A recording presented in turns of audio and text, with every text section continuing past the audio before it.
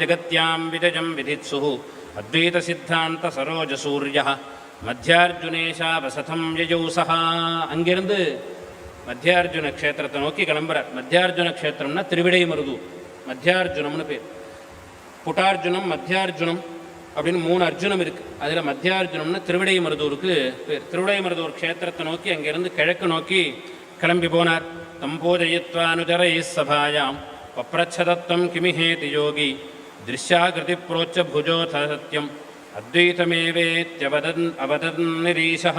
அங்கே அத்வைத்தம் சத்தியம் அப்படின்னு நிரூபிக்கக்கூடியதான பரமேஸ்வரன் மத்தியார்ஜுனேஸ்வரன். அந்த க்ஷேத்திரத்தில் போய் தங்கி அங்கு ஸ்நானம் பண்ணி பிரம்மஹத்தி தோஷம் கூட போகக்கூடிய ஸ்தலம் அது.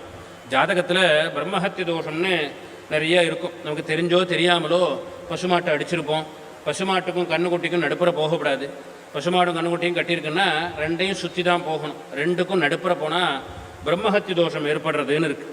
அப்படி பசுமாட்டுக்கும் கண்ணுக்குட்டிக்கும் நடுப்புற போகக்கூடாது. இது பசுமாடும் எங்கே இருக்குது, கண்ணுக்குட்டி எங்கே இருக்குன்னு நாம் எங்கே கவனிக்கிறோம்? நாம் போகிற அவசரத்தில் யார் எழுத்தாப்பில் வந்தாலுமே நம்மளால் கவனிக்கிறது இல்லை. நாம் பாட்டில் அவசர அவசரமாக போகிறோம். மாடு கண்ணை போய் எங்கே கவனிக்கிறது? அப்படி தெரிஞ்சோ தெரியாமலோ பண்ணுற தப்பு என்ன ஆகும்னா, ஜாதகத்தில் குருச்சண்டால யோகம் அப்படின்னு காமிக்கும். ஒரே கட்டத்தில் சனியும் குருவும் சேர்ந்து இருக்கிறது, சனியினுடைய வீட்டில் குருவும் குருவனுடைய வீட்டில் சனியும் இருக்கிறது, அல்லது 2 பேரும் ஒருத்தருக்கு ஒருத்தர் பார்த்துக்கிறது, இப்படிலாம் இருந்தால் குருச்சண்டால யோகம் அப்படின்னு பேர். அதை ஜோசியர்கள்லாம் பிரம்மஹத்தி தோஷம் அப்படின்னு சொல்லுவாள். அது மாதிரி இருந்தால் என்ன பண்ணுறதுன்னா மத்தியார்ஜுன க்ஷேத்திரத்துக்கு போகணும்.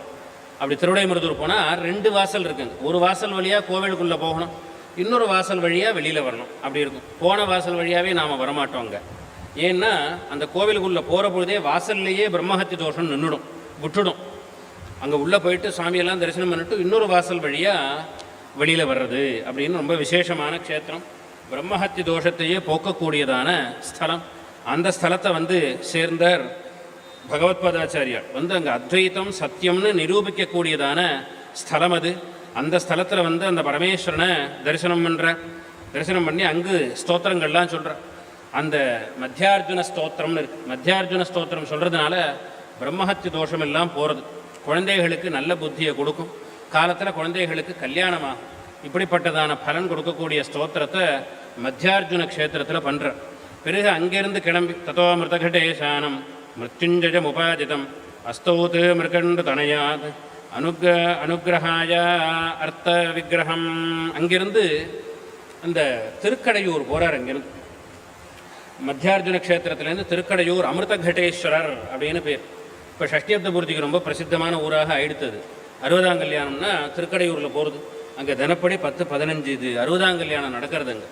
அப்படி ரொம்ப பிரசித்தமான க்ஷேத்திரமாக ஆயிடுது. அங்கே போனால் அமிர்தகடேஸ்வரர் மிருத்யுஞ்சயனுக்கு அங்கே அனுகிரகம் பண்ணின பரமேஸ்வரன். அங்கே இன்றைக்கும் மிருத்யுஞ்சயன் அதே 12 வயசு இருக்கிறதான சக்தியை எப்படி அடைஞ்சார்னா அந்த க்ஷேத்திரத்தில் பரமேஸ்வரனை ஸ்தோத்திரம் பண்ணி அடைஞ்சார்.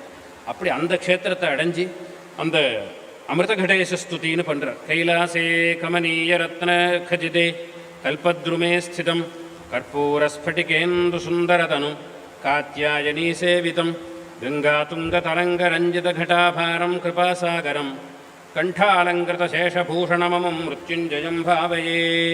மிருத்யுஞ்சய ஸ்தோத்திரம்னு இந்த மிருத்யுஞ்சய ஸ்தோத்திரம் அந்த அமிர்தகடேஸ்வரரை தியானம் பண்ணிட்டு சொன்னால் ஆயுசு விருத்தி ஆறுது, ரோக பயம் போகிறதுன்னு இருக்குது.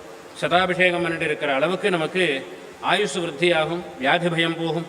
க்ஷேத்ரே பிரம்மஸ்மசானாख्ये புண்ணியாரண்யே அதிவிஸ்ருதே அகோரதேவோ பகவான் உக்ரரூபோ விராஜத. அங்கிரு